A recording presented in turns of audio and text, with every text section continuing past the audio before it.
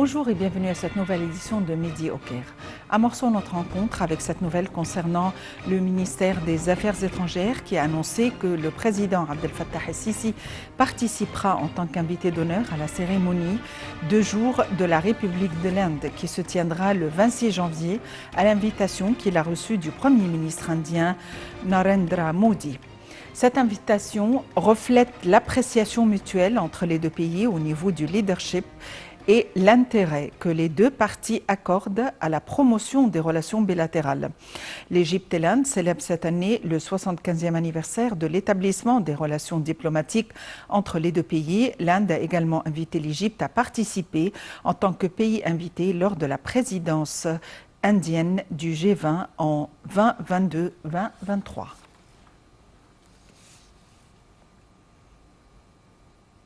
Par ailleurs, le président Abdel Fattah el-Sisi a enjoint le gouvernement de la rapidité de la mise en œuvre des projets de coopération avec les partenaires de développement et le secteur privé des projets convenus lors de la COP 27. Ceci est intervenu lors de la réunion du chef de l'État avec le Premier ministre et la ministre de la Coopération internationale afin d'examiner les résultats de la COP 27 dans la mobilisation du financement du développement des projets nationaux de la transformation verte. Un commentaire. Le président Abdel Fattah el-Sisi a enjoint le gouvernement de la rapidité de la mise en œuvre des projets de coopération avec les partenaires de développement et le secteur privé, des projets convenus lors de la COP27. Ceci est intervenu lors de la réunion du chef de l'État avec le Premier ministre et la ministre de la Coopération internationale pour examiner les résultats de la COP27 dans la mobilisation du financement du développement des projets nationaux de la transformation verte. Le président el-Sisi a enjoint de former d'équipes techniques spécialisées dans chaque ministère afin de fournir une voie rapide pour l'achèvement de toutes les procédures et résolutions associées à ces projets. Il a demandé que les fonds de développement mobilisés dans tous les domaines soient utilisés au profit du développement et de l'amélioration des conditions de vie des citoyens, en particulier dans les villages, en complément des initiatives présidentielles pertinentes, en particulier dans le secteur de l'irrigation et de l'agriculture, afin d'aider les agriculteurs d'accroître la productivité et de diversifier les cultures. Le président el-Sisi a d'autre part examiné, lors d'une autre réunion, les indicateurs économiques à la lumière des répercussions de la situation mondiale. Ceci est intervenu lors de la réunion du président avec le Premier ministre Mostafa Madbouli et la ministre de la Planification et du Développement économique, Hala Saïd. Et pour nous donner plus d'éclaircissements, nous avons le plaisir d'avoir en ligne Dr Ahmed El-Lessi Nassef, qui est spécialiste de relations internationales. Dr Ahmed El-Lessi, bonjour et bienvenue avec nous. Bonjour à vous. Le chef de l'État a enjoint d'examiner les projets convenus suite à la COP27, notamment ayant trait avec le secteur privé. Tout d'abord, comment peut-on évaluer les résultats de la COP27? Quels sont les projets, les principaux projets qui doivent se tenir de manière à tourner l'Égypte vers le vert? Pour commencer avec, je pense que c'est une réussite énorme d'avoir organisé une conférence pareille en Égypte. Ça, même avant qu'on rentre dans les détails de ce qu'on a pu atteindre comme résultat pour cette conférence. Donc, l'idée que l'Égypte est en train d'organiser une conférence pareille avec autant de chefs d'État et de premiers ministres, ça, c'est une confirmation, c'est une certification mondiale que l'Égypte est un pays stable, c'est un pays où on peut compter dessous, c'est un pays en complète sécurité et elle peut recevoir un événement pareil. Ça, c'est pour la forme, si vous voulez. Pour le contenu, l'Égypte est en discussion et c'est très normal qu'on ne peut pas attendre qu'au bout de quelques semaines, on va finaliser tous les accords pour des conventions et pour des projets avec cette taille qui est assez importante.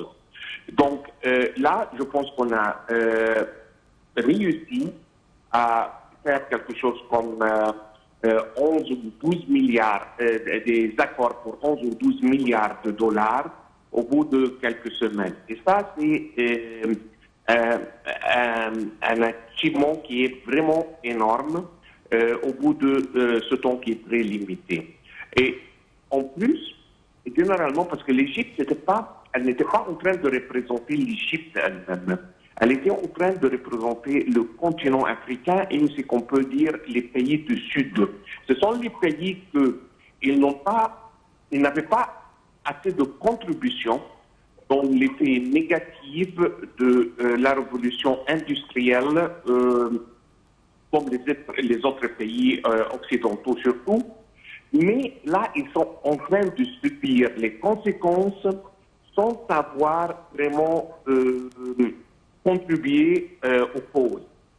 Et là, je pense qu'on a parti très loin. On a vu que la conférence a été prolongée pour une journée, ce qui n'est pas très normal dans ce genre de conférence, mais vraiment, ça démontre qu'on était en train de avoir des résultats concrets qu'on a pu arriver à achever dans une période pareille. Donc c'est une réussite énorme et félicitations de l'Égypte parce qu'on a entendu pas mal des voix qui disaient « Ah, est-ce que c'est le bon moment? Est-ce que vraiment on va faire quelque chose ?» Je pense que la réponse est dans ce qu'on est en train de voir comme résultat pour ça. Quels sont les meilleurs les projets les plus importants qui doivent se tenir de manière à tourner l'Égypte vers le vert? Je pense les sources d'énergie verte que l'Égypte est très riche avec l'énergie solaire surtout. Je pense que ça c'est la première priorité pour l'énergie verte, le hydrogène vert et notamment la force ou l'énergie du vent. Mais je pense qu'en première priorité, c'est l'énergie solaire. Docteur Ahmed El-Lessi Nassif, vous êtes spécialiste de relations internationales. Merci d'avoir été avec nous. Sur un autre plan, le ministre des Affaires étrangères Sameh Choukri a jugé important d'achever la voie constitutionnelle en Libye et de tenir en même temps les élections présidentielles et législatives afin de répondre aux aspirations du peuple libyen. Ceci est intervenu lors de son entretien avec le représentant spécial du secrétaire général des Nations Unies et président de la mission d'appui de l'ONU en Libye, la MANUL. Les détails dans ce compte rendu. Le ministre des Affaires étrangères Sameh Choukri a jugé important d'achever la voie constitutionnelle en Libye et de tenir en même temps les élections présidentielles et législatives afin de répondre aux aspirations du peuple libyen. Lors de son entretien avec le représentant spécial du secrétaire général des Nations Unies et le président de la mission d'appui de l'ONU en Libye, la MANUL, Abdullah Bathili, M. Choukri a jugé nécessaire de respecter la fondation législative élue. C'est ce qu'a déclaré le porte-parole du ministère des Affaires étrangères, Ahmed Abouzeid. Le ministère des Affaires étrangères a affirmé le plein soutien de l'Égypte à M. Bathili dans sa mission afin de récupérer la stabilité en Libye, soulignant que l'ONU joue un rôle axial et neutre dans ce dossier. Il a passé en revue les efforts déployés par l'Égypte afin de régler cette crise, notamment l'organisation des rounds de négociations sur la voie constitutionnelle entre le Parlement et le Conseil suprême de l'État. M. Bathili a exprimé son désir de coordonner les efforts avec l'Égypte dans la prochaine période afin de soutenir le règlement politique libyen et réaliser la sécurité et la stabilité dans le pays.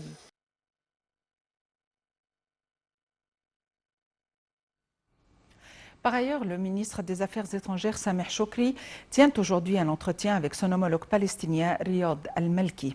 L'entretien doit porter sur l'évolution du processus palestinien et les derniers développements de la situation dans les territoires palestiniens occupés, outre les moyens aptes à reprendre le processus de paix.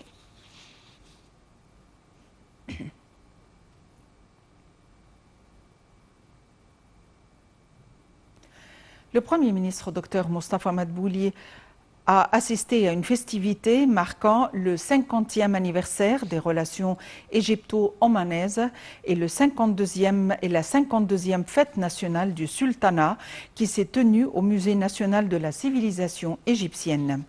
Au cours de cette festivité, Dr Madbouli a déclaré que les liens entre l'Égypte et le sultanat d'Oman sont profonds et historiques. Il a en outre saisi l'occasion pour mentionner que les deux parties possèdent plusieurs potentiels pour promouvoir la coopération dans tous les domaines. Selon le Premier ministre, cette commémoration s'avère un élan afin de créer de nouveaux horizons pour le renforcement des économies des deux pays frères.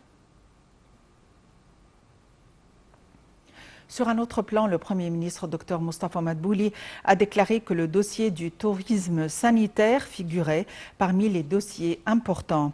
Il a signalé que l'État visite à profiter des capacités touristiques, notamment avec les efforts déployés pour développer les établissements sanitaires et appliquer le système d'assurance sanitaire dans un nombre de gouvernorats. Ceci est intervenu lors de la réunion tenue avec les responsables concernés d'examiner le dossier du tourisme sanitaire et les moyens de le développer. Le Premier ministre a enjoint de viser un nombre de nationalités dans le but de présenter des services sanitaires à travers des institutions exceptionnelles et des mesures faciles pour entrer en Égypte et avoir des services sanitaires.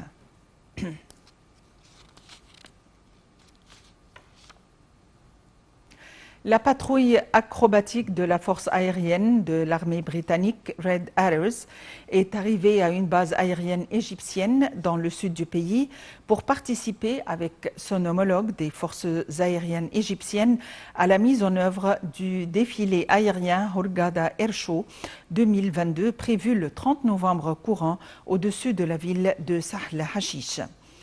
La patrouille acrobatique des forces aériennes britanniques Red Arrows y participe avec un groupe d'avions pour exécuter des défilés aériens distingués avec la participation de la patrouille acrobatique égyptienne Silver Stars. Des parachutistes égyptiens présenteront également des défilés lors du festival. Les ministères de la Culture, du Tourisme et Antiquités et des Sports participent aussi à l'organisation de l'événement. Pour terminer, le ministère de l'Intérieur a poursuivi ses efforts dans la lutte contre le trafic de la drogue.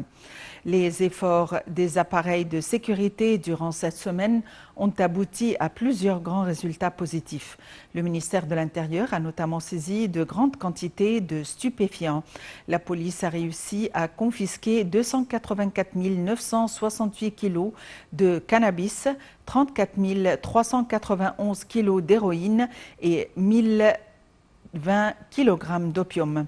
Le ministère de l'Intérieur a par ailleurs poursuivi ses campagnes de sécurité à travers la République dans le cadre de ses efforts pour lutter contre toutes sortes de crimes, contrecarrer les activités illégales et traquer les hors-la-loi qui menacent l'économie nationale du pays.